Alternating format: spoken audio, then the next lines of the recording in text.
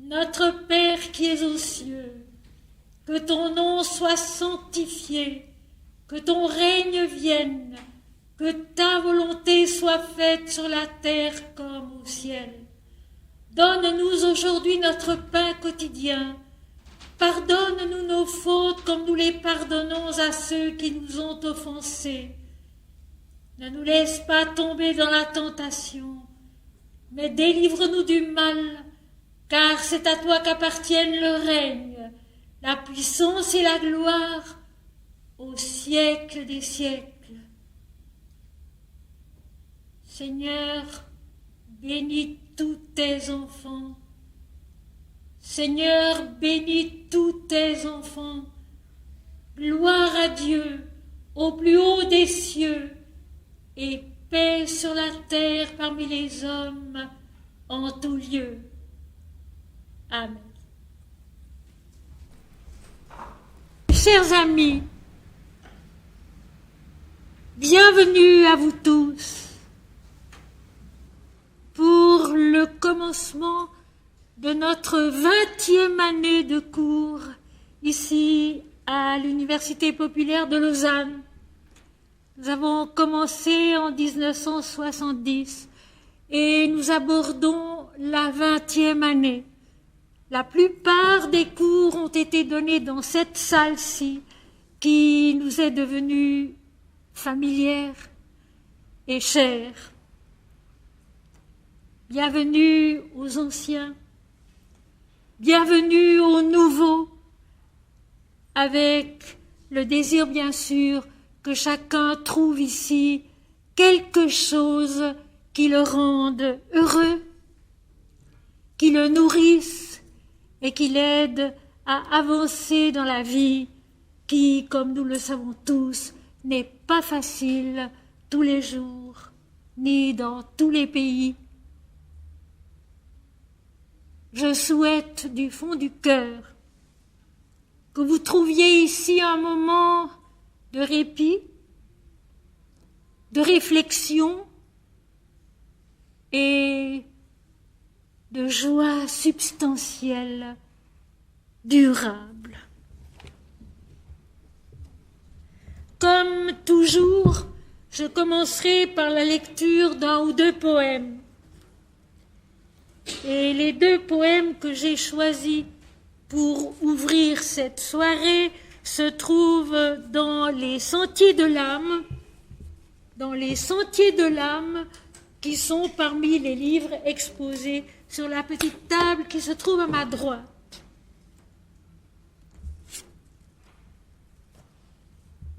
Nocturne, les Sentiers de l'âme, page 69.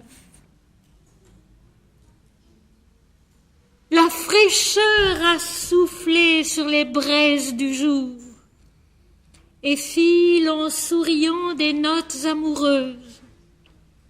Sa flûte a les accents lointains du troubadour dont le chant s'est perdu dans les plaines poudreuses. Un rythme extasié berce l'or du couchant qui s'ouvre au grand baiser mystique du silence. Et dans l'obscurité naît le galbe tranchant de la lune qui rit de sereine indolence. Déjà la nuit module un poème infini sur les 1000 frissons de l'ombre et de la feuille, et sous son dais où tremble un songe évanoui, passe l'éternité blonde qui se recueille. Déjà la nuit module un poème infini sur les 1000 frissons de l'ombre et de la feuille, et sous son dais où tremble un songe évanoui, passe l'éternité blonde qui se recueille.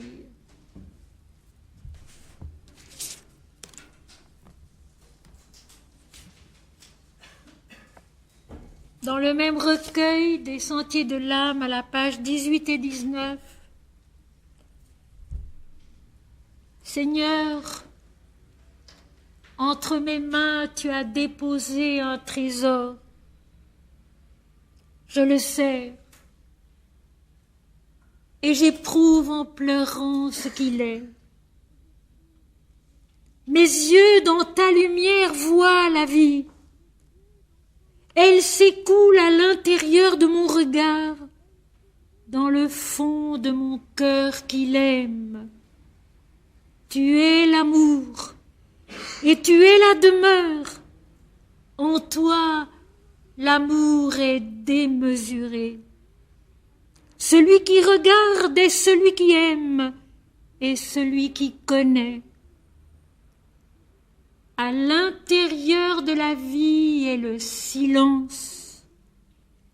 À l'intérieur du silence est la vérité. Et le trésor entre mes mains est l'adoration qui permet la lumière et qui permet le regard. Je vois. Le Seigneur a disparu. La lumière brûle mes yeux. Elle brûle aussi ma poitrine, mon âme. Elle n'est plus qu'un écoulement de la joie dans la paix. Je suis unie au Seigneur et ensemble nous marchons dans l'allégresse.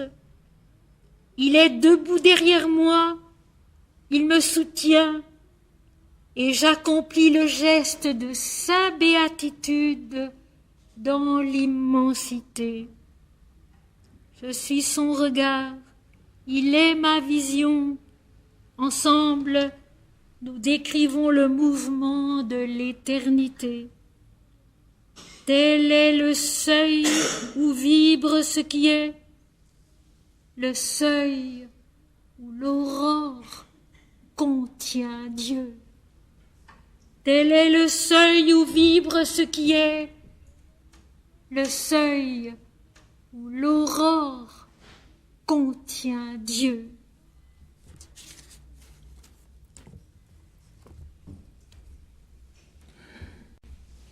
Mes amis, le cours de ce semestre est intitulé « Le chemin de la purification par la prière dans la Bible » et en deuxième partie, « La sérénité de l'adoration dans les Védas ». Foi chrétienne et spiritualité hindoue.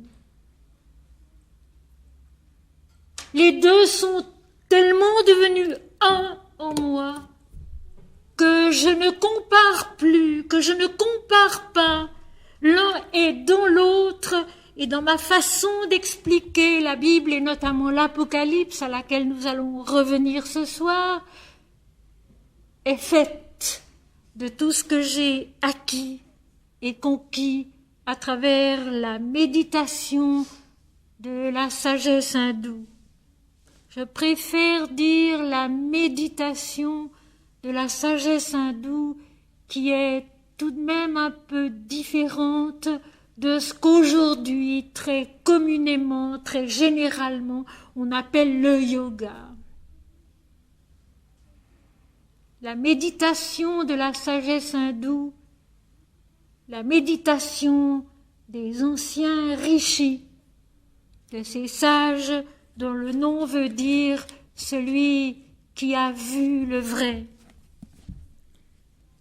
Il y a 23 ans et demi que je suis penchée sur l'Apocalypse, le dernier livre de la Bible.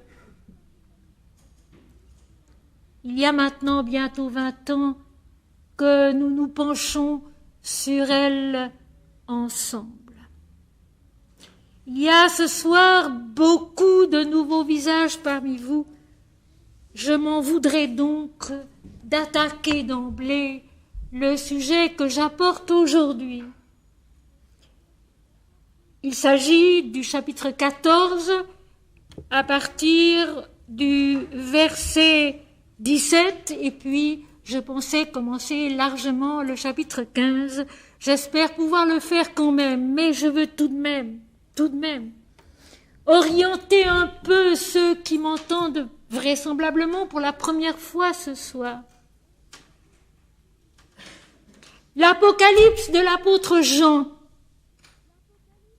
ce livre dont on a fait une sorte d'horoscope de l'humanité,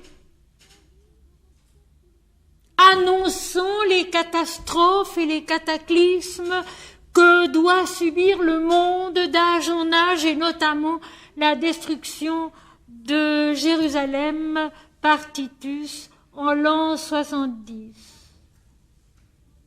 Alors, je vous dirai tout de suite, mes chers amis, que de tout cela, dans notre lecture commune, il ne restera rien.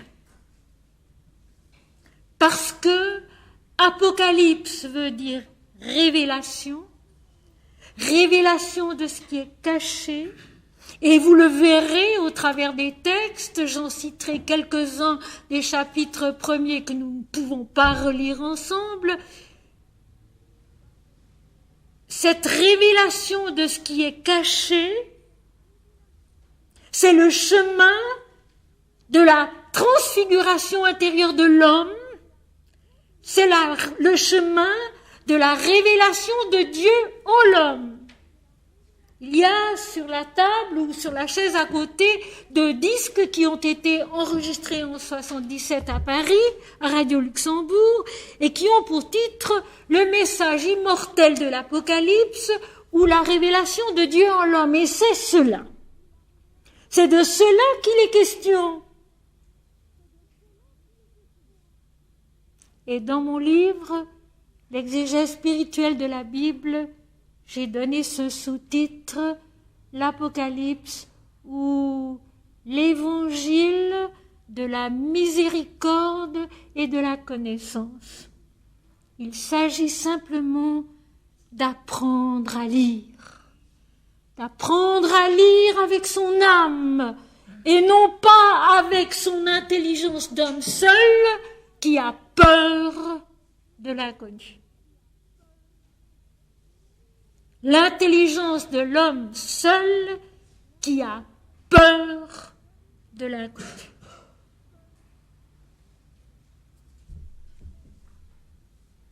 Révélation de Jésus-Christ que Dieu lui a donnée par l'intermédiaire de son ange, ce sont les premiers mots du livre de l'Apocalypse. Révélation de Jésus-Christ, celui qui a dit « Moi et le Père, nous sommes un », que Dieu lui a donné par l'intermédiaire de son ange. Apparemment, 3 présences, je ne dirais même pas 3 personnages, parce que vous apercevrez que des personnages, pour moi, dans la Bible, il n'y en a pas. Il n'y a pas de personnages. Tout ce qu'on rencontre dans les textes sacrés, et pas seulement dans la Bible, tous les personnages dont il est question sont des moments de notre croissance en Dieu, de notre cheminement dans l'éternité, grâce à la loi de l'Éternel qui commande l'harmonie et la transformation, la transfiguration de la création entière qui a été faite parfaite, n'oublions pas. Et vous verrez bien que l'Apocalypse révèle et explique la Genèse, les 7 béatitudes de la Genèse, de la création. Alors, la fresque sublime du premier chapitre de l'Apocalypse, les 7 chandeliers d'or, qui sont les 7 plombs de la conscience et de la vie. Et ici nous retrouvons la sagesse de l'Inde qui a décrypté, elle aussi, c'est l'Apocalypse qui décrypte, qui a décrypté elle aussi, cette sagesse de l'Inde, la vérité de l'existence, le sens de ce que nous sommes ici-bas. Les 7 chandeliers d'or, faits d'une seule pièce, l'unité divine dans chacun d'eux. L'or qui est inaltérable, l'incorruptibilité de la création même matérielle, c'est ces chandeliers d'or qui révèlent les sept plans de la conscience et de la vie au milieu desquels marche celui qui ressemblait à un fils d'homme, vêtu de blanc, ayant un visage rayonnant comme le soleil lorsqu'il brille dans sa gloire. Où voyons-nous, mes amis, qu'il s'agit là d'annonces de catastrophes, de cataclysmes?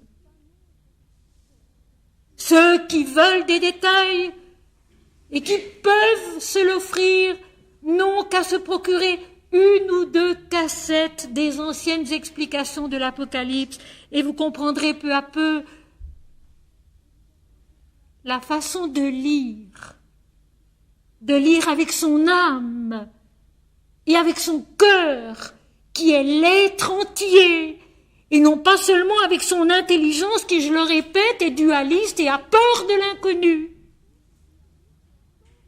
Et après cette vision merveilleuse des 16 chandeliers d'or, qui sont la révélation de la création dans sa structure divine qui est la lumière. Et ici, mes amis, les savants de notre époque découvrent des millénaires après les sages de l'Inde que toute la vie est la lumière, est née de la lumière et faite de la lumière. Et la Bible, l'Apocalypse ne dit pas autre chose.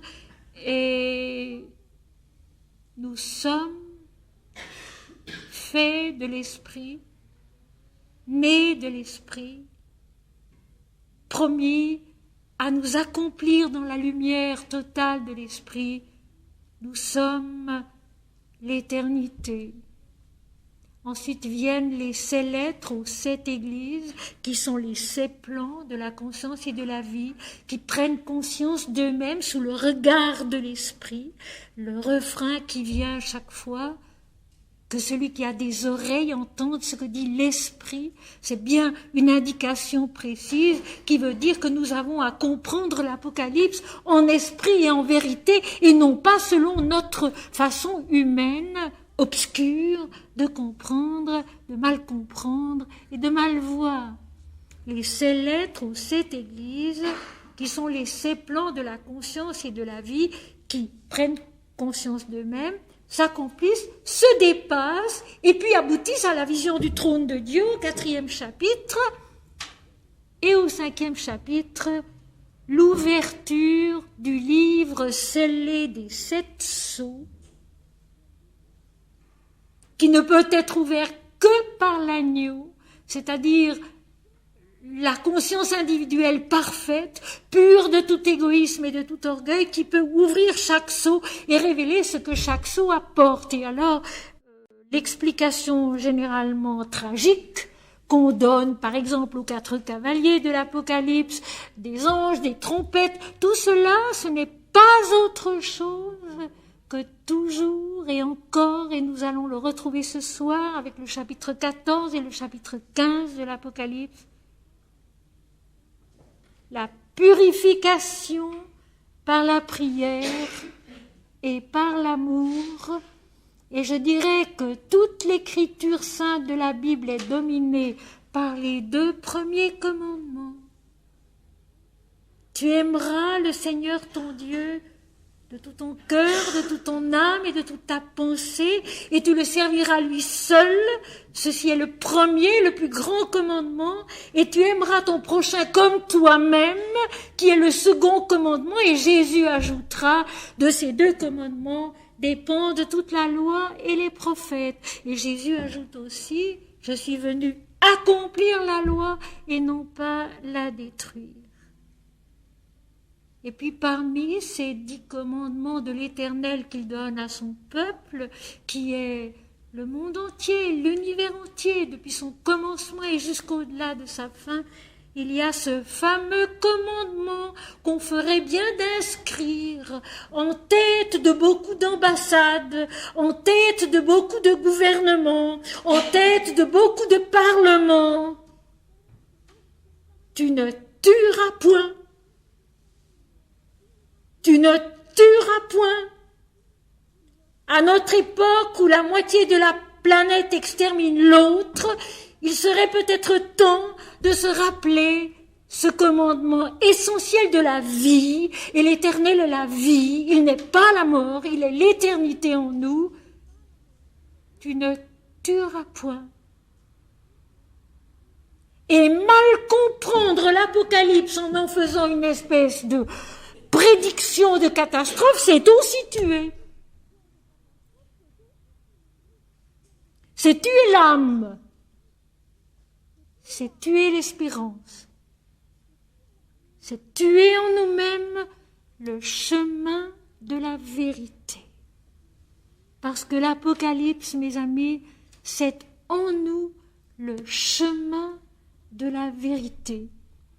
Et alors je passe au chapitre 8, s'ouvre le 7e sceau du livre scellé des 7 sceaux, donc le 7e plan de la conscience et de la vie, celui de l'illumination. Mais comme nous sommes au chapitre 8 et que l'Apocalypse en compte 22, nous sommes encore loin de l'illumination et beaucoup de purifications vont encore être nécessaires pour arriver jusque-là.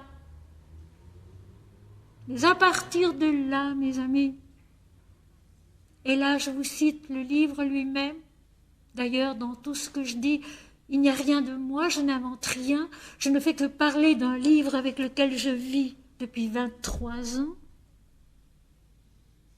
Chapitre 8, verset 1er, je regardais et je vis le ciel ouvert. Et dans le ciel ouvert de la révélation spirituelle, de la lumière, il y a un autel d'or. L'adoration parfaite. Et c'est à partir de là, mes amis, que toute la suite de l'Apocalypse se passe dans l'extase, dans la vision intérieure qui peu à peu nous transforme, nous conduit, nous instruit jusqu'à l'illumination finale du chapitre 21, dont je cite quelques versets superbes. Chapitre 21, à partir du verset 20, la place de la ville, donc la nouvelle Jérusalem qui descend du ciel d'auprès de Dieu, ayant la gloire de Dieu, la nouvelle Jérusalem qui est l'homme transfiguré. Et ceci, c'est l'apôtre Paul qui le dit, donc c'est dans les textes. La Jérusalem nouvelle qui est l'homme transfiguré qui descend du ciel d'auprès de Dieu, ayant la gloire de Dieu, la place de la ville était d'or pur, comme du verre transparent. Et nous avons ici la réplique absolue d'un texte de Patanjali dans l'Inde. Chitta recouvre Purusha, l'intelligence mentale recouvre Purusha, le Seigneur Dieu. C'est-à-dire que le mental, l'intelligence de l'homme ne reflète plus que Dieu seul. La place de la ville était d'or pur comme du verre transparent. Je ne vis pas de temple dans la ville, car le Seigneur Dieu est son temple, ainsi que l'agneau, donc pas de culte particulier. Tout est un, tout est Dieu, et tout est l'adoration du Seigneur. Et l'agneau, c'est-à-dire le moi individuel qui est l'image de Dieu. Je ne vis pas de temple dans la ville, car le Seigneur Dieu est son temple ainsi que l'agneau. La ville n'a besoin ni du soleil ni de la lune pour l'éclairer, car le Seigneur Dieu l'éclaire et l'agneau est son flambeau.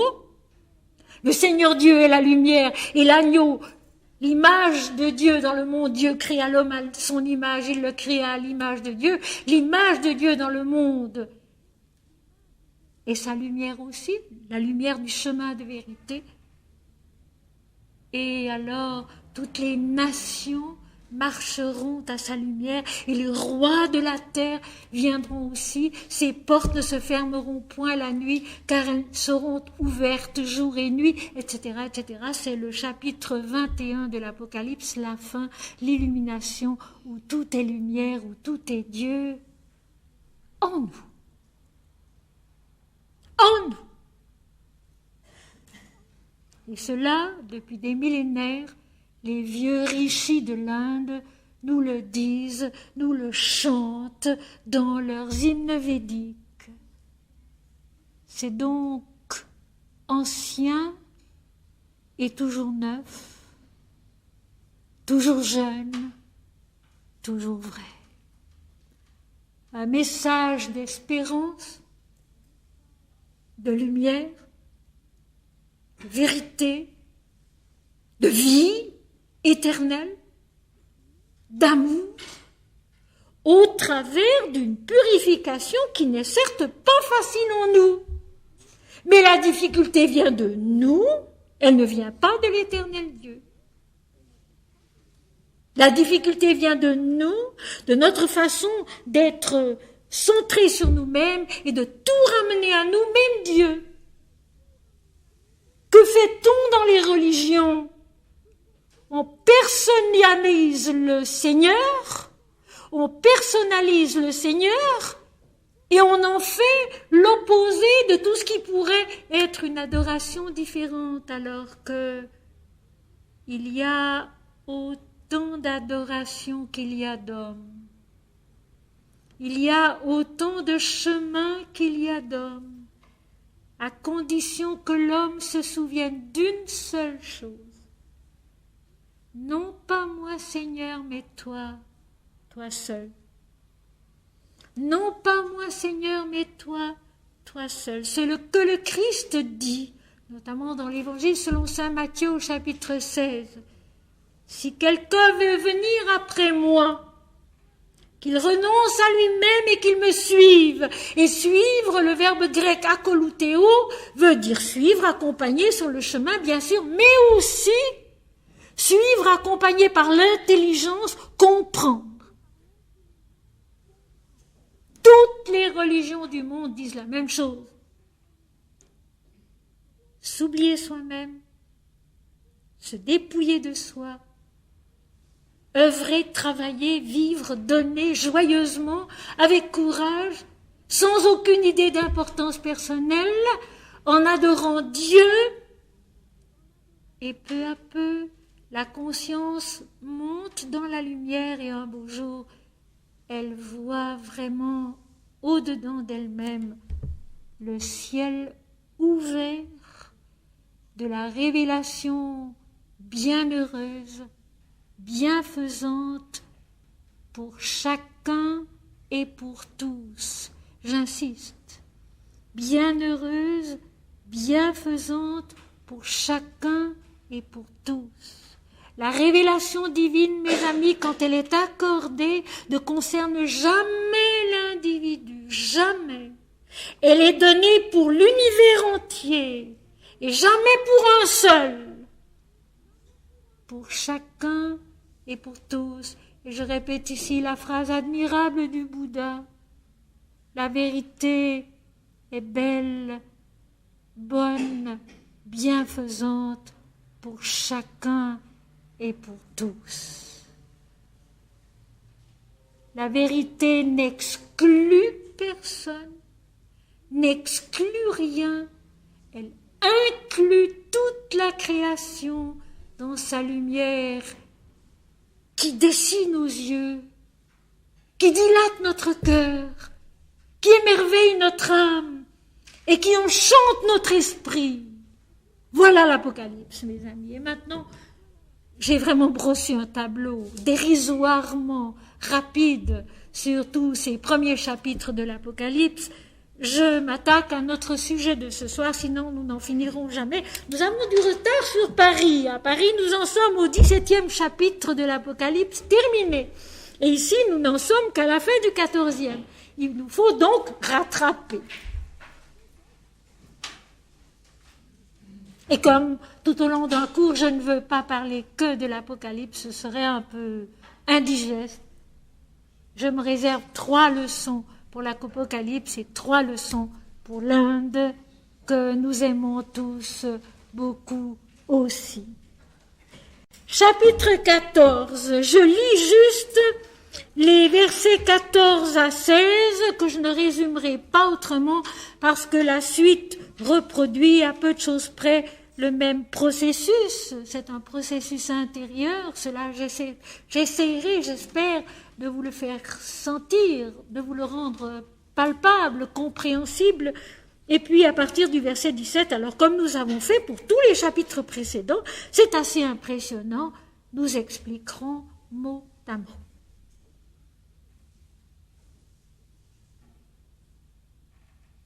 Mon mari m'a raconté hier quelque chose de joli que je veux vous transmettre. Il soigne une vieille musicienne que j'ai connue autrefois pendant mes études de musique, puisque j'ai été cantatrice avant d'être conférencière. Et il me disait, oui, cette personne qui a maintenant plus de 80 ans, qui a été une excellente pianiste et un excellent professeur de piano, m'a dit, oui, j'ai connu un professeur de piano qui expliquait Beethoven note par note. Note par note. Et il m'a dit, j'ai compris alors pourquoi toi, tu expliques les textes mot par mot.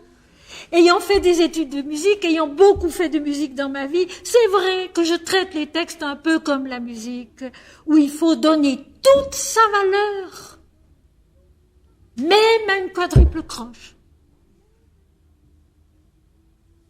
Où il faut donner toute sa valeur, même à une quadruple croche. Rien n'est indifférent en musique, même un quart de soupir est important. Eh bien, c'est vrai. Dans les textes sacrés, tout est important aussi. Chaque mot. Et chaque mot compris souvent dans son sens premier.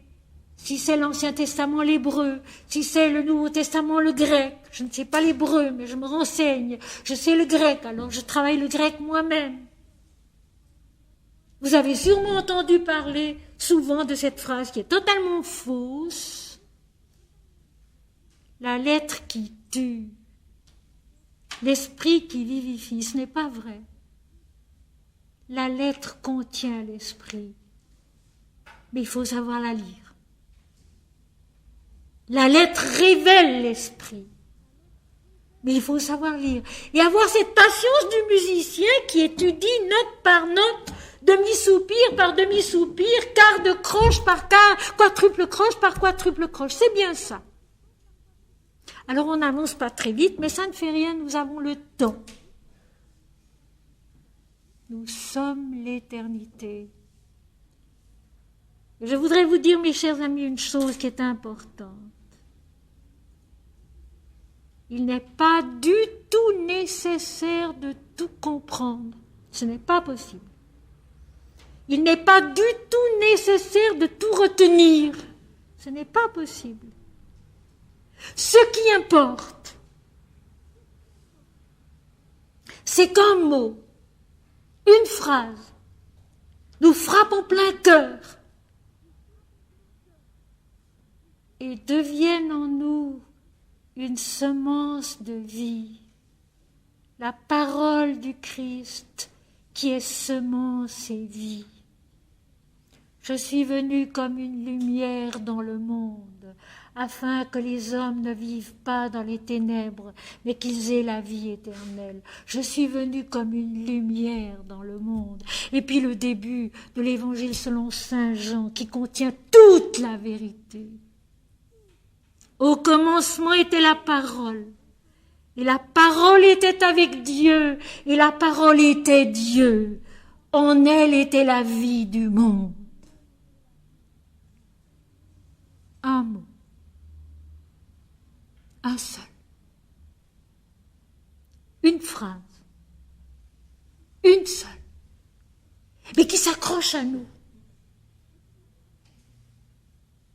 Et puis qui ensuite, même sans qu'on y fasse bien attention, grandit avec nous. Grandit en nous. Et nous permet de devenir peu à peu autre chose, quelque chose que nous n'attendions pas, que nous ne savions pas. Et cette autre chose, en un seul mot avec une majuscule, c'est Dieu. Dieu en nous. Swami Vivekananda, le grand disciple de Sri Ramakrishna, qui a vécu au siècle dernier en Inde, et qui est à l'origine de tout l'épanouissement spirituel du monde depuis lors, qui se fait au travers de beaucoup de contradictions et de difficultés. Mais ça ne fait rien, c'est là quand même. Hommes, frères, ayez confiance en vous-même.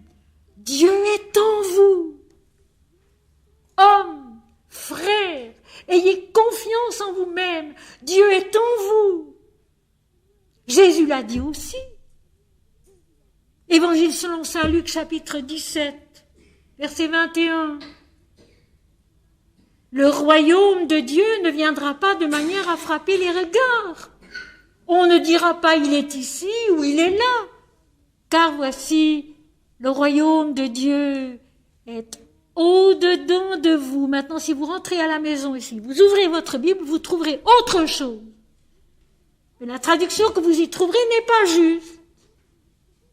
Entos humon estin en grec veut dire dans, à l'intérieur de. Dieu est en nous et non pas au milieu de nous. Dieu est en nous.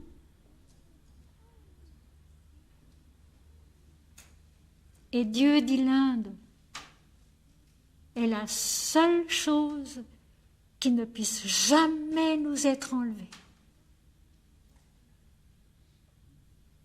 Et Dieu, dit l'Inde, est la seule chose qui ne puisse jamais nous être enlevée. Mais nous pouvons l'oublier. Et voilà pourquoi l'Inde aussi répète qu'il faut se souvenir de Dieu comme un filet d'huile qui coule d'un vase dans un autre de manière ininterrompue.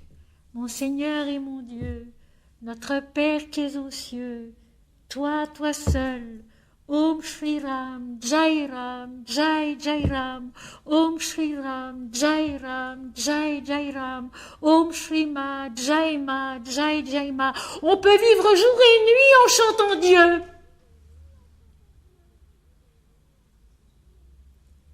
Et alors nos pensées s'allègent. Et c'est ça le vrai pardon, mes amis. Parce que pardonner vient du grec aphiemi qui veut dire jeter au loin, alléger. Ce pardon qui attend au fond de nous. Cet allègement de la conscience qui, en chantant Dieu, se débarrasse de tout le reste. Quand on se sent mal, quand on est mal dans sa peau, quand tout vous irrite, quand on ne comprend plus rien, quand on ne sait plus comment aller, où aller, avec qui, il suffit de chanter Dieu. Mon Seigneur et mon Dieu, mon Seigneur et mon Dieu, notre Père qui es aux cieux. Il n'y a pas du tout besoin de dire davantage. Notre Père qui es aux cieux. Non pas moi, Seigneur, mais toi seul. Et le soulagement vient. Et le malaise s'en va.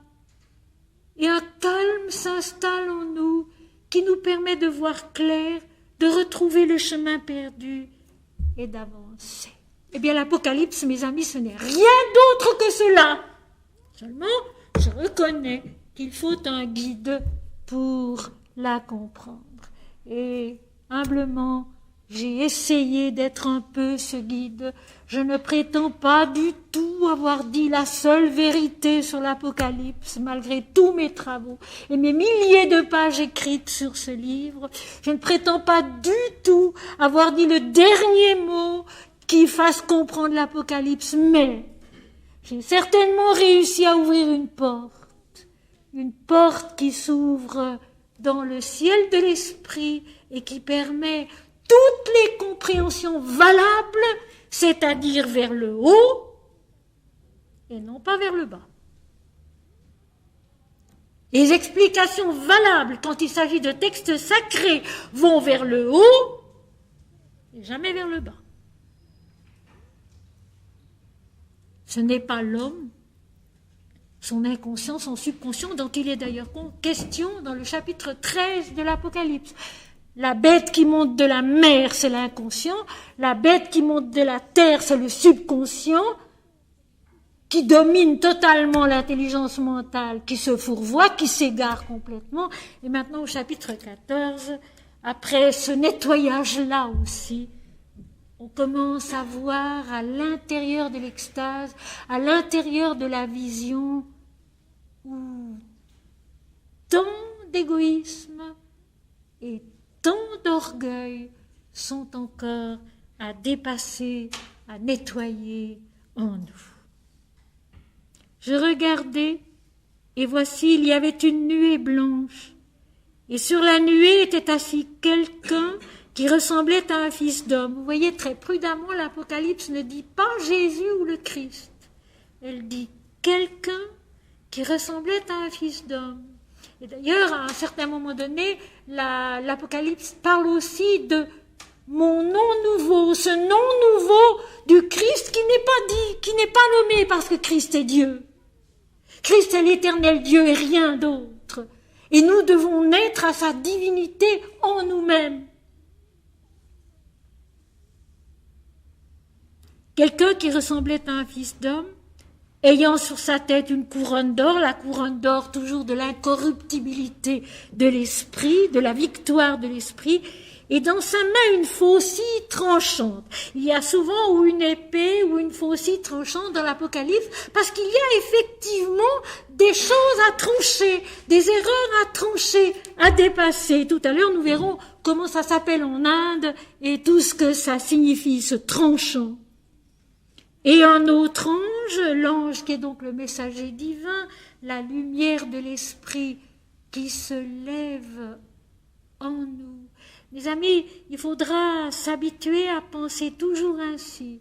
Les choses se passent en nous, se lèvent en nous, se révèlent en nous et jamais de l'extérieur. Jamais. Jamais. Et ce que les peintres, les primitifs et les peintres de la Renaissance ont si merveilleusement représenté avec tellement d'or superbe sur leurs tableaux, qu'on peut voir à Florence, qu'on peut voir à Rome, qu'on peut voir à Sienne, qu'on peut voir à Pise, qu'on peut voir ailleurs, en mosaïque ou en tableau. C'est tout cet or dont les peintres de l'époque savaient très bien que c'était la lumière de l'esprit.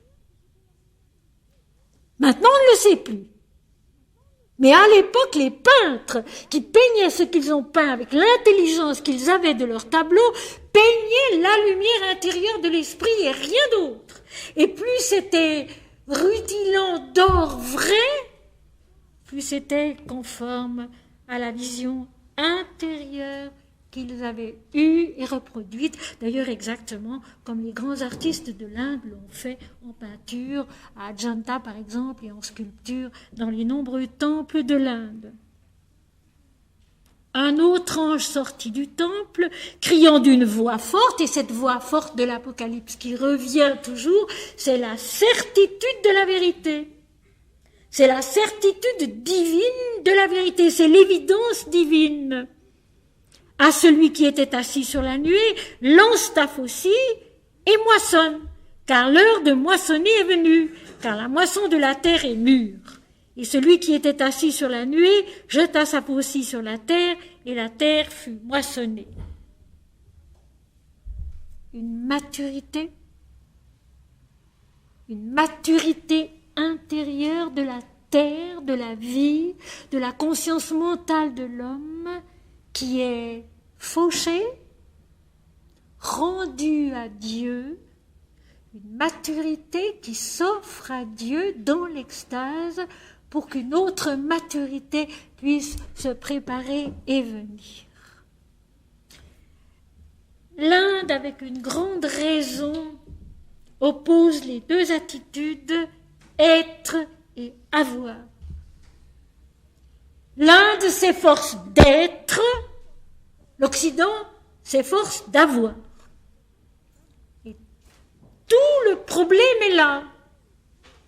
La moisson de la terre qui est moissonnée et qui disparaît dans l'infini de la vision, de l'extase, c'est la maturation, la maturité de l'homme sur un certain plan, dans un certain domaine, qui est offerte à l'éternité et non pas gardée pour soi, offerte à notre croissance intérieure, parce que vous savez, l'agneau de Dieu, Jésus dont on parle toujours comme d'un agneau, ce n'est pas parce qu'il va être immolé, un agneau c'est le commencement de la vie, et un agneau c'est fait pour grandir. Et le Christ en nous, qui est l'agneau de Dieu, c'est cette croissance divine qui nous habite et que nous devons laisser se faire, s'accomplir sous l'influence de l'Esprit de Dieu. Une moisson, une maturité qui est tranchée, offerte à l'éternité pour que soit possible un nouveau pas en avant. Et là encore, mes amis, je n'invente rien. D'un bout à l'autre de la Bible, on marche. D'un bout à l'autre de la Bible, on marche. Et le peuple d'Israël a marché pendant 40 ans dans le désert. Et Jésus a marché pendant tout le temps qu'il était sur la terre. Il a marché au travers de son pays. Et dans l'Inde, tous les sages marchent. La vie est une marche. La vie est une croissance où il ne faut pas s'arrêter. Et dans l'Inde, il y a un dieu avec sa Shakti, c'est Shiva et Kali qui représentent cela d'une façon éblouissante. Shiva, c'est la blancheur étincelante de l'esprit, la toute vérité de l'unité. Et lui et sa Shakti, Kali, tranche des têtes aux hommes, c'est ça. Il tranche la tête qui doit tomber, qui doit être oubliée, offerte à la vie, offerte à Dieu, à l'éternité, pour que puisse grandir une nouvelle maturité, une nouvelle moisson. Et cette fois-ci, dans la partie que nous allons maintenant étudier mot à mot, ce sera la vigne. C'était le blé, le pain de vie, le pain de Dieu, ce sera la vigne, le vin, l'ivresse de l'adoration divine dans la créature. Et un autre ange sortit du temple qui est dans le ciel, ayant lui aussi une faucille tranchante. Alors nous avons celui qui est assis sur la nuée qui ressemblait à un fils d'homme, il y a un ange qui sort du temple et maintenant il y a un autre ange. Ça peut surprendre. On peut se demander pourquoi. Quel est le sens de cette sorte d'inexactitude? Eh bien, c'est que, mes amis, dans la contemplation intérieure, il y a vie. Et cette vie est faite de mouvements de lumière. Les anges, les messagers de l'esprit, qui apparaissent l'un après l'autre, pour apporter chacun sa révélation, sa lumière, son éveil intérieur. Il faut bien se rappeler que tout ce travail est un éveil intérieur à la lumière de l'esprit. Un éveil intérieur à la lumière de l'esprit qui dit non pas moi Seigneur, mais toi, toi seul. Si quelqu'un veut venir après moi et me suivre, qu'il renonce à lui-même. C'est ça. C'est tout. C'est simple, c'est prodigieusement vrai, c'est surtout insondablement efficace. Tant que l'homme reste centré sur soi, il est malheureux et il ne grandit pas. Dès que l'homme commence à sortir un peu de soi et à s'ouvrir à ce qui est plus grand que soi, peu à peu, il croît avec un circonflexe, il grandit et il s'ouvre à la révélation de la lumière.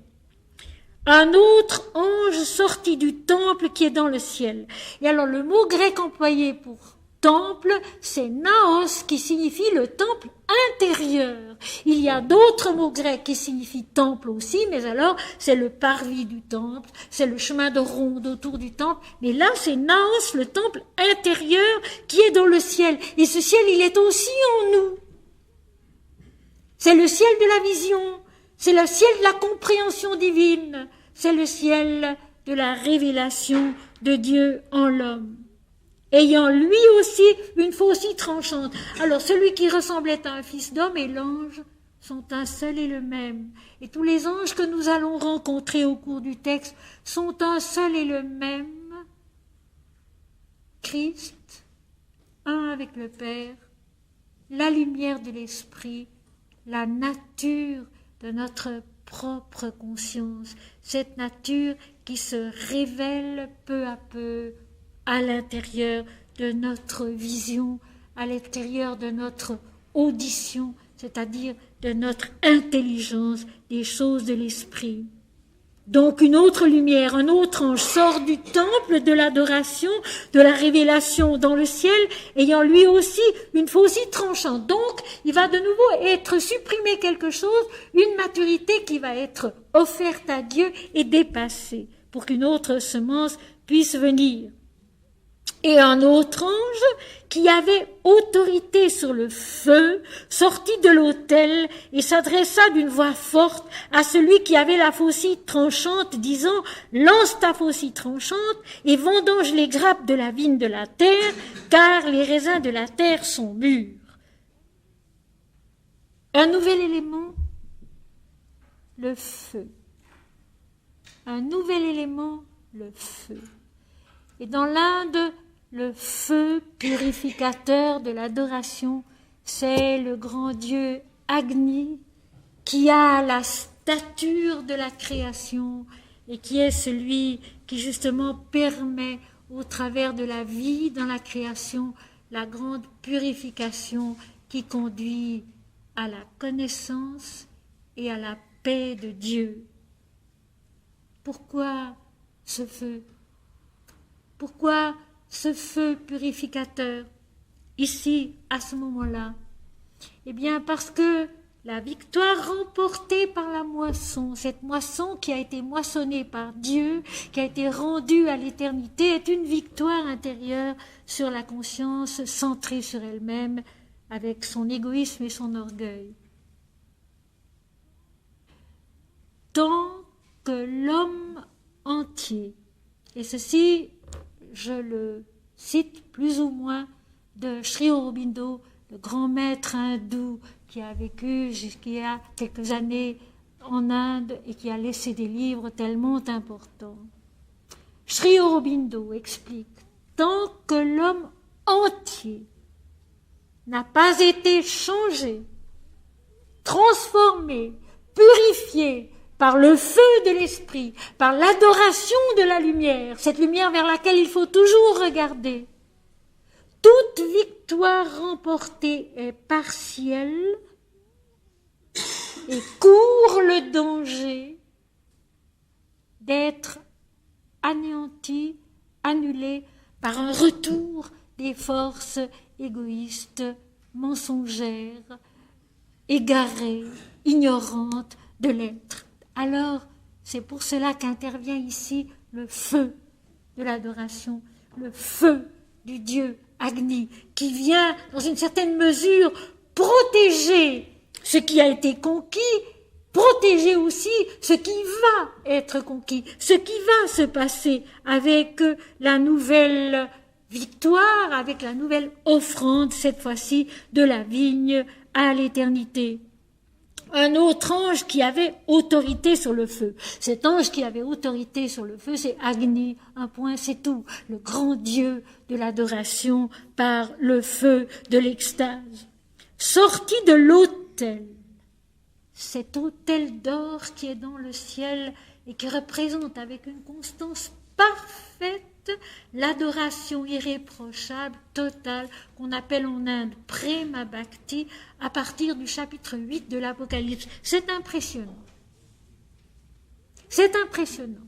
Les 2/3 du livre sont dominés par cet autel d'or de l'adoration parfaite qui apparaît pour la première fois au chapitre 8 de l'Apocalypse. Et ce sont des choses qu'il faut remarquer, ce sont des choses qu'il ne faut pas oublier. La dominante, la tonique de tous ces chapitres, c'est l'adoration parfaite de l'autel d'or dans le ciel ouvert. Donc dans l'extase, dans l'éveil à la connaissance. Sortie de l'autel, l'ange, la lumière révélatrice, sort de l'autel, ayant autorité sur le feu, et s'adressa de nouveau d'une voix forte, avec la certitude divine en lui, à celui qui avait la faucille tranchante en disant « Lance ta faucille tranchante et vendange les grappes de la vigne de la terre, car les raisins de la terre sont mûrs. » Les raisins, le vin de l'extase, de l'adoration. Mais remarquons une chose. Cette faucille, d'où vient-elle? Elle ne vient pas d'en bas, elle vient d'en haut. La faucille est jetée du haut du ciel pour moissonner, pour vendanger. C'est donc une force de l'esprit qui descend en l'homme et qui coupe ce qui est mûr, ce qui peut être rendu à l'éternité pour permettre une croissance nouvelle. Mais ce sont des petites choses qu'il faut savoir observer. C'est là, je dirais, que c'est l'âme qui lit. Ce n'est pas l'intelligence de l'homme, c'est l'âme qui lit. Comme l'a si bien dit sainte Thérèse d'Avila, les écritures sacrées sont difficiles à comprendre. Il y faut beaucoup d'oraison, beaucoup d'adoration, beaucoup de prière. La faucille, elle vient d'en haut. Elle ne vient pas d'en bas. La moisson moissonnée de la terre, c'est Dieu qui la moissonne. La vendange vendangée sur la terre. Et la terre, c'est la conscience incarnée, c'est la conscience de l'homme, c'est la vie de l'homme. C'est Dieu qui la vendange. Ce n'est pas l'homme. Et ceci, c'est important de le remarquer. L'homme qui a tellement besoin, tellement tendance à tout ramener à soi, même Dieu, à tout ramener à sa dimension, à sa mesure, à sa compréhension, même Dieu. Quand on lit un texte pareil, si on est un peu attentif, on s'aperçoit que là, il y a une image qui paraît matériellement illogique. La faucille, elle est lancée du ciel, du haut de l'esprit, du ciel ouvert, de l'autel, d'où sort l'ange, la lumière de la révélation, et elle vient couper la vendange, couper la moisson d'en haut. C'est Dieu qui moissonne, c'est Dieu qui vendange. Et quand c'est Dieu qui moissonne et Dieu qui vendange, cela se traduit ainsi une croissance du divin en l'homme. Une croissance du divin en l'homme. C'est Dieu qui moissonne, c'est Dieu qui vendange, ce qui signifie une croissance de la lumière divine en l'homme. Shiva, Kali ont tranché une tête. Du haut de l'esprit, la moisson a été faite, la vendange a été faite sur la terre, qui a été purifiée d'elle-même, purifiée de son attachement à soi, et la fin du chapitre va le dire d'une façon extrêmement claire, pour que puisse naître une autre vision, une autre croissance, un autre pas en avant. Et dans cette moisson, dans cette vendange, nous allons le voir tout à l'heure, il s'agit des fruits du travail de la terre, du travail de l'homme, donc il y a aussi bien le bien que le mal, le vrai que le faux, tout ensemble est coupé, est offert à l'Éternel Dieu, tranché par l'Éternel Dieu.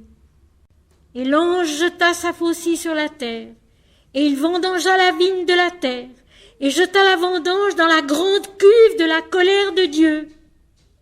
Alors ici, il faut que je vous explique quelque chose à propos de ce mot de colère de Dieu qui revient toujours dans les traductions et qui est faux. Le grec dit hotumos. Et thumos veut dire l'âme, la vie, le principe de vie, le souffle de vie, l'âme comme commencement de l'intelligence, le cœur comme producteur de l'intelligence, la volonté, le désir. Alors dans toutes ces significations, j'ai pensé que la meilleure traduction, ce n'était pas la colère de Dieu, qui est une interprétation mentale de l'homme qui ne comprend pas, mais au lieu de dire la colère de Dieu, il faut dire la puissance de Dieu. Thumos, le souffle de vie, l'âme, la force de vie, le principe de vie, le principe de l'intelligence, le cœur, le principe de l'intelligence, la puissance de Dieu. Et de toute façon, cette colère de Dieu dans l'Ancien comme dans le Nouveau Testament, c'est toujours la miséricorde qui détruit en nous une erreur, une ignorance et la remplace par une connaissance de la vérité, par une vision de la lumière. Alors nous allons reprendre. L'ange jeta sa faucille, donc du haut du ciel de l'esprit, du haut de la lumière, la lame tombe. Il vendangea la vigne de la terre, donc les fruits de l'homme, de la créature, de la création, et je répète, les bons et les mauvais, parce que les deux sont mêlés. Et jeta la vendange dans la grande cuve de la puissance de Dieu. La puissance qui va transformer tout ce fruit de la vie terrestre en une progression, une croissance de la vérité en l'homme. Voici le verset suivant. Et la cuve fut foulée hors de la ville, et du sang sortit de la cuve jusqu'aux morts des chevaux sur une étendue de 1600 stades. Je reconnais, mes amis, je reconnais qu'il est loin d'être facile de comprendre de tels passages. Et moi-même, je ne prétends, je le répète, pas du tout, avoir dit le dernier mot sur ces choses. Mais depuis 23 ans que je médite ces textes, que je les prends et les reprends, les ayant déjà traités une ou deux fois en public, et puis abandonnés, et y revenant, et maintenant j'ai entrepris depuis quelques années l'étude de l'Apocalypse de A à Z en Suisse et en France, à Paris. Chaque fois, d'autres lumières viennent, chaque fois c'est plus logique, chaque fois c'est plus dense et plus lumineux encore. Alors maintenant, toute cette vendange, toute cette moisson, toute cette vendange, qui sont jetées dans la cuve de la puissance de Dieu. Ce sont tous les fruits des activités de la création et des créatures, bons et mauvais, je le répète, les fruits de la dualité, parce que dans le monde, nous sommes dans l'univers de la dualité, la vie, la mort, le bien, le mal, l'agréable, le désagréable, le blanc, le noir, etc. Donc, les fruits de la dualité sont jetés dans la cuve de la puissance de Dieu. Et cette cuve est foulée hors de la ville. Tout au long de la Bible, la ville, que ce soit Sion dans l'Ancien Testament, que ce soit Jérusalem, l'ancienne et la nouvelle du Nouveau Testament, c'est l'homme. L'homme bâti du doigt de Dieu selon la révélation donnée à Moïse sur le mont Sinaï. Les tables de la loi, écrites du doigt de Dieu de l'un et l'autre côté, et la description du tabernacle comme il doit être bâti, etc., etc. Tout ça, c'est la construction de l'homme, et la ville, c'est l'homme. D'ailleurs, dans les textes hindous aussi, la ville, c'est l'homme, la cité, c'est l'homme. Cette complexité de notre structure qui est comparable à une ville. Alors cette cuve, remplie de tous ces fruits vendangés et moissonnés, est foulée hors de la ville, donc éloignée de l'homme. éloigné de la conscience de l'homme en extase. C'est très clair. Il s'agit de ce que l'Inde appelle le détachement des œuvres, le détachement de la vie sur la terre qui est offerte à Dieu, donnée à Dieu. Mais ce détachement, nous le remarquons là, il est accompli par Dieu en nous.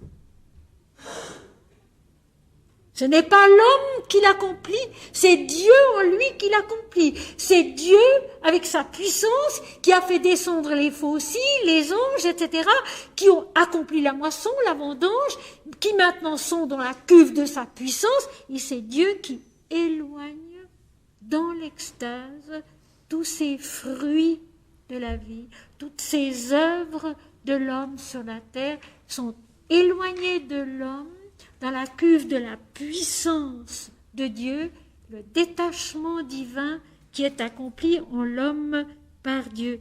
Mes amis,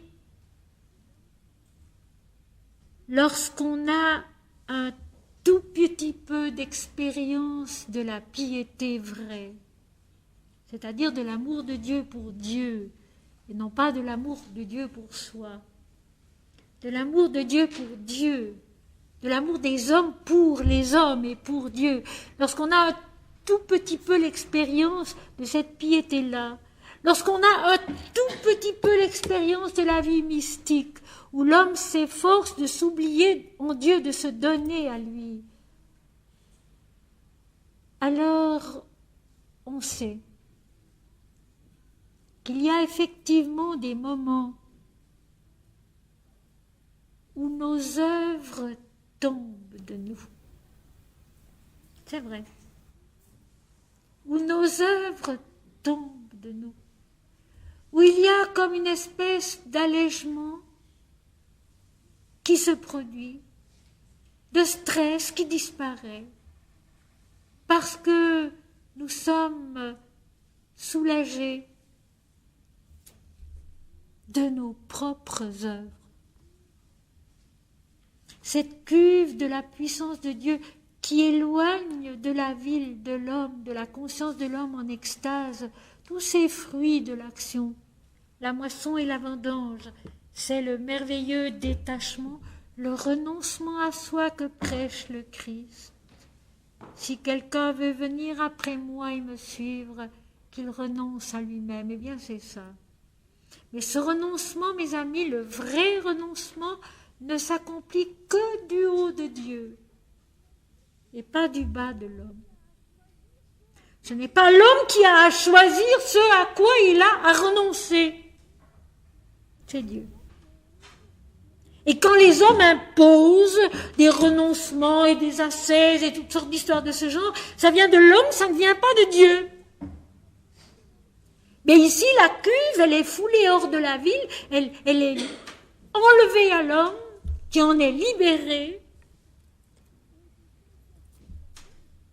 et du sang sorti de la cuve, le sang, qui n'est pas du tout seulement le symbole de la mort, mais aussi le symbole de la vie, ce sang unique qui coule à travers l'univers entier et tous les êtres, et qui est Dieu en nous, le sang des œuvres qui sont maintenant offertes à l'éternité.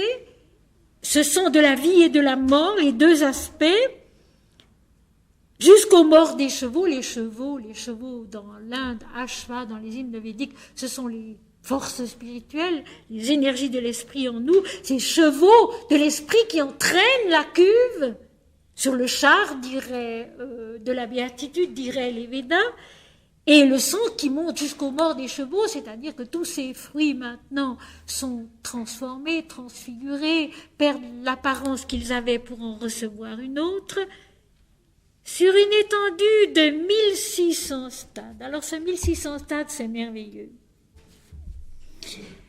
C'est comme le chiffre 666, le chiffre de la bête. Et ça, je vais tout de même vous lire le verset, c'est tout près.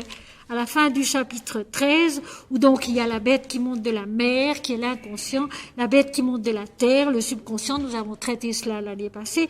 Et le dernier verset, c'est ici la sagesse, que celui qui a de l'intelligence calcule le nombre de la bête.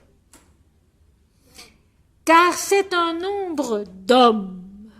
Et son nombre est 666. C'est un nombre du mental humain, donc imparfait, donc incomplet. 7 étant le chiffre de la plénitude, 4 la matière, 3 l'esprit, 6 est le chiffre de l'incomplet, de l'inachevé, et 666, 3 fois 6, les 3 implants inférieurs de la conscience et de la vie qui sont encore soumis à l'autorité de l'inconscient, du subconscient, du mental, aux 3/4 ignorants. Alors ici, cette cuve qui est éloignée de la conscience en extase devant le ciel ouvert et l'autel d'or de l'adoration parfaite, sur une étendue de 1600 stades.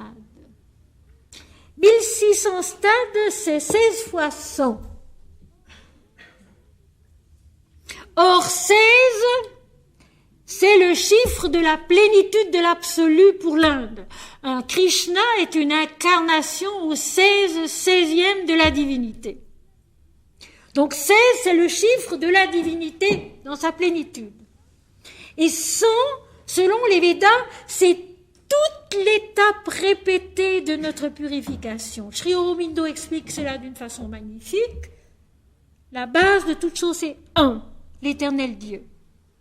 Plus C fois 7 purifications. Plus C fois 7 purifications. Et c'est 7 fois 7 plus 7 fois 7, nous les avons trouvés dans l'Apocalypse. Plus 1 qui est l'unité de la fin. Je suis l'alpha et l'oméga, le Seigneur Dieu le Tout-Puissant. Donc 1 plus C fois 7 purifications, plus C fois 7 purifications, ça fait chaque fois 49, plus 1, 50, plus 1 à la fin, 100. 1600 stades, 16 fois 100 purifications complètes de l'être. Mais une purification complète de l'être qui se fait par la plénitude du divin. La conscience incarnée est délivrée des fruits de ses actions, de ses pensées, bons et mauvais, qui sont maintenant foulés au loin par la puissance de Dieu afin de laisser place à l'extase. À partir du chapitre 15, c'est vraiment l'extase qui monte, qui monte, qui monte, qui monte, jusqu'à la totale illumination de la fin, qui est le Sahasrara des hindous, le lotus à 1000 pétales, qui s'épanouit dans l'absolu. Mais si je décortique ainsi ces chiffres, ce n'est pas parce que j'y attache personnellement une importance essentielle, mais parce que il donne la mesure du travail à faire. Il donne la mesure du travail à faire. Et aujourd'hui, mes amis, je le sais parce que depuis 20 ans, je reçois un courrier de ministre. Et dans ce courrier de ministre, il y a une quantité invraisemblable d'impatience.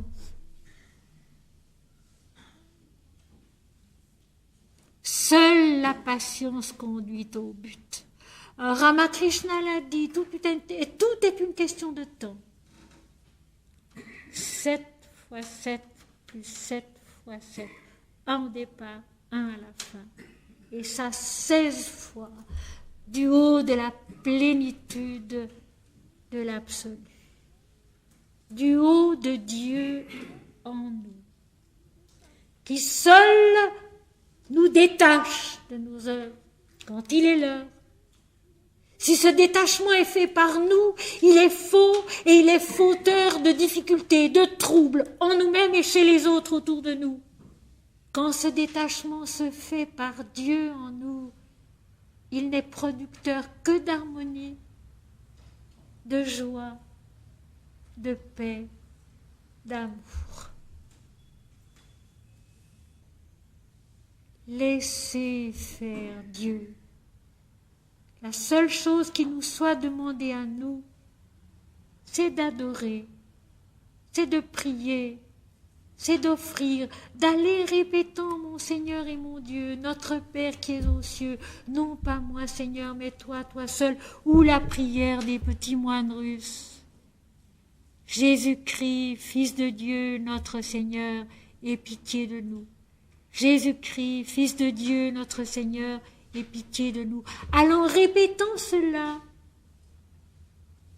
c'est apaisant, c'est réconfortant, c'est vivifiant. La puissance de Dieu qui agit en nous.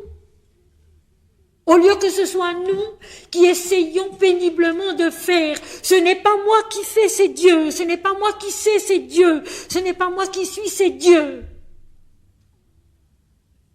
Ceci, mes amis, en nous, c'est invincible.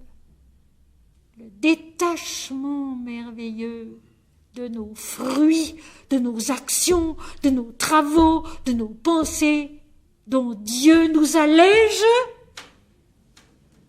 pour les remplacer par la toute lumière de l'Esprit. Et tout le chapitre 15, qui n'est pas très long et que nous allons en tout cas commencer aujourd'hui, est une extase qu'il faut vivre, comprendre comme telle. Enfin, je pense que ces quelques explications déjà vous donnent la mesure de ce que peut être l'Apocalypse, la révélation de Dieu en l'homme, la révélation de l'Esprit dans la conscience mentale de l'homme, alors que on y a vu tellement peu et tellement moins en général jusqu'ici. Puis je vis dans le ciel un autre signe, grand et admirable, cet ange qui tenait ses fléaux, les derniers, car par eux s'accomplit la colère, donc la puissance de Dieu. Non, c'est x7 plus c'est x7, ils sont bien là. C'est toujours encore une fois ces plans de la conscience et de la vie, mais plus haut, toujours plus haut, toujours plus haut. Et plus on monte, plus l'exigence est totale. Il y a un merveilleux poème de Rabindranath Tagore, le grand poète hindou, qui parle de l'exigence de la lumière. Nous sommes habités par l'exigence de la lumière de l'esprit. Et vous savez, ce qui souffre en nous et dans le monde, c'est le peu de cas qu'on en fait de cette exigence de la lumière de l'esprit en tout homme, en tout être, en toute la vie. L'exigence de la lumière de l'esprit.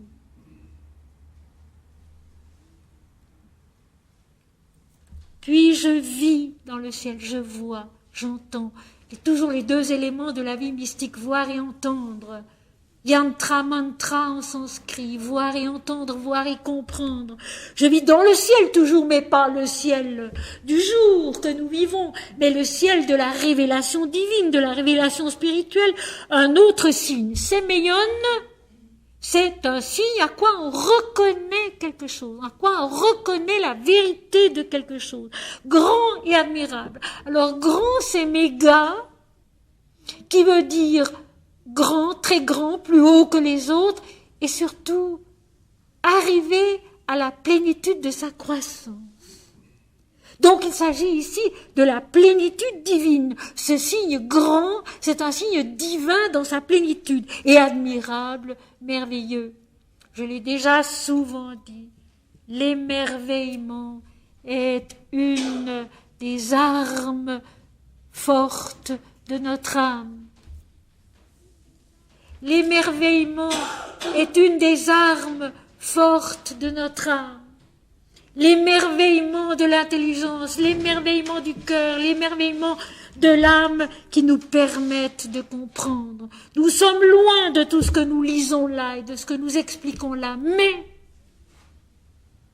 nous pouvons nous en émerveiller. Et en nous en émerveillant, nous nous en approchons.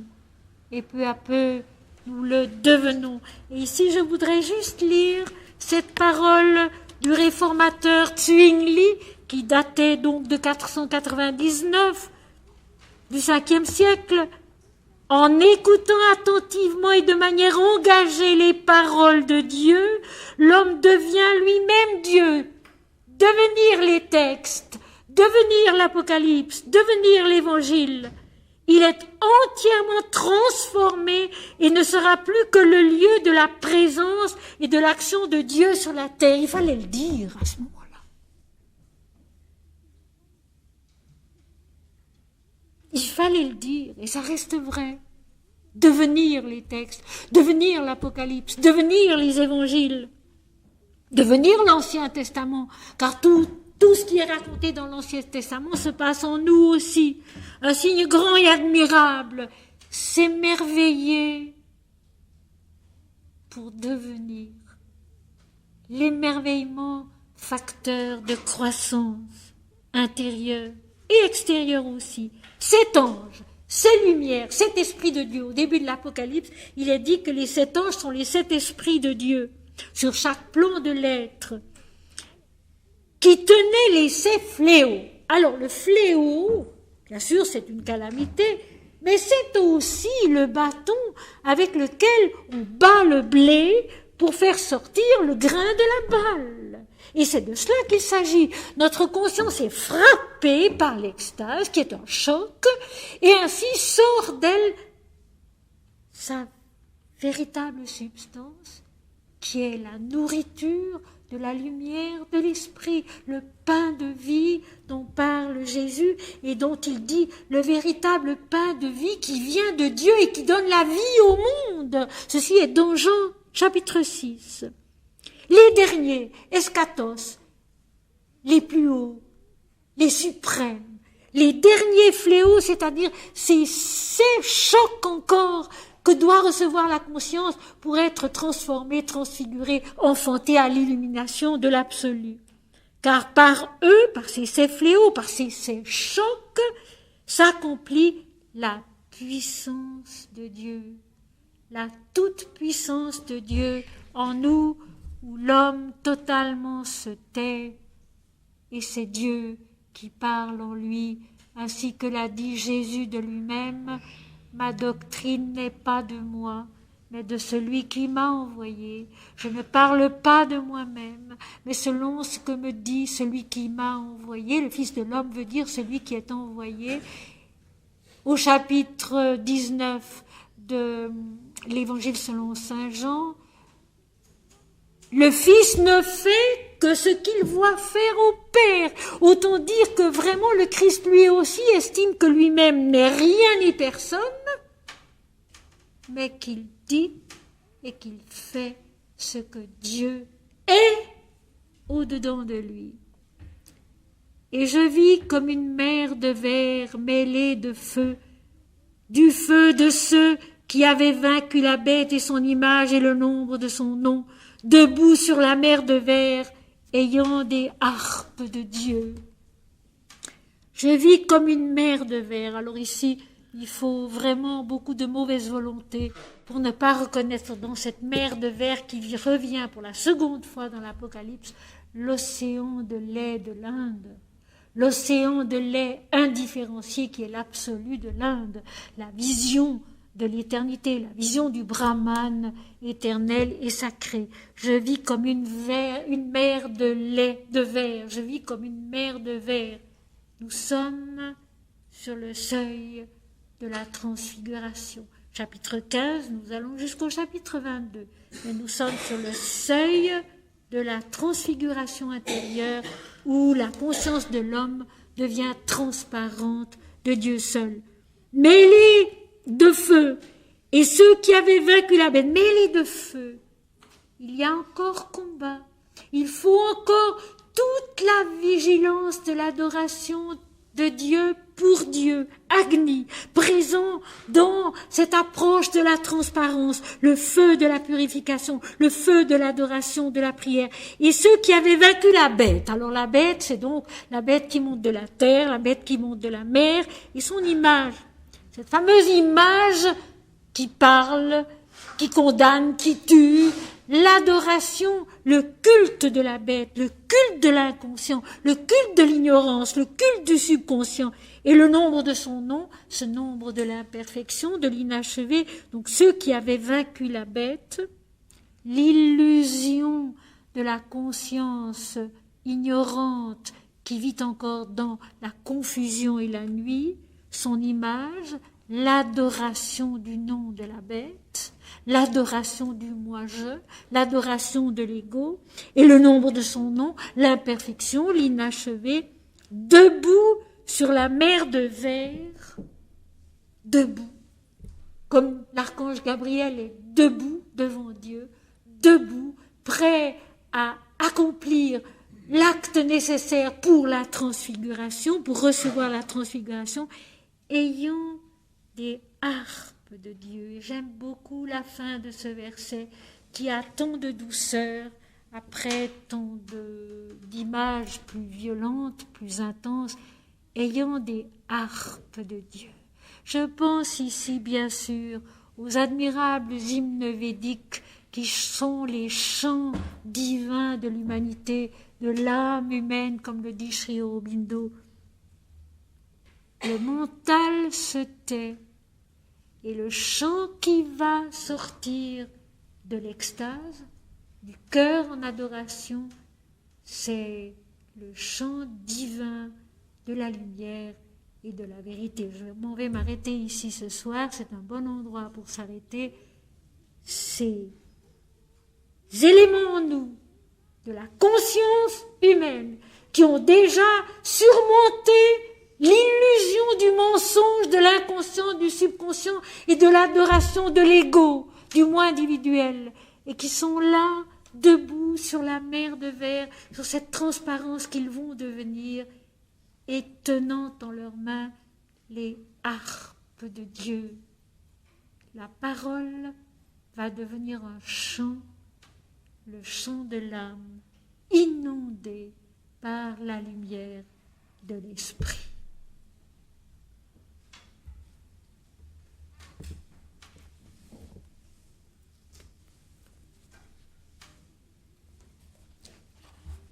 Ferme les yeux et que ton regard soit l'infini lumineux. Brise ton cœur et que ta vie soit la béatitude. Fais taire la sagesse, car elle est encore trop éloignée de lui. Immobile, ô Fils divin, demeure en celui qui est tout. Le va-et-vient de tes poumons s'est arrêté. Tu ne respires plus. Tu es l'existence parfaite. Harmonieuse est la voix du silence immaculé qui est Dieu. Il n'y a pas de fin. Il n'est pas de retour. Tu es cela qui ne respire plus, cela qui ne recherche point, cela que rien jamais ne trouble. Tu es cela infiniment. Comment dire cela? Et cependant tu sais très bien que cela est plus vrai que les mondes, plus vrai que les réseaux habiles de tes phrases, plus vrai que l'étreinte de l'amour et que l'immobilité de la mort. Tu ne remues plus et tu es. Ce n'est pas une extase ni une absence, tu es. Et cela suffit pour apaiser toutes les nostalgies des millénaires. Tu es la lumière qui t'envahit, l'amour qui rayonne de toi, la béatitude qui te pénètre, la vérité qui ne se renie jamais. Tu es, cela tu es, telle une flamme du grand feu où tout est consommé dans sa propre lumière. Tout est un, tout est Dieu, tout est la lumière illimitée de l'esprit. Mes amis, notre prochain cours a lieu, je crois, le 15 novembre. Oui, c'est bien cela. Jusque-là, bonne route à chacun et à la joie du revoir.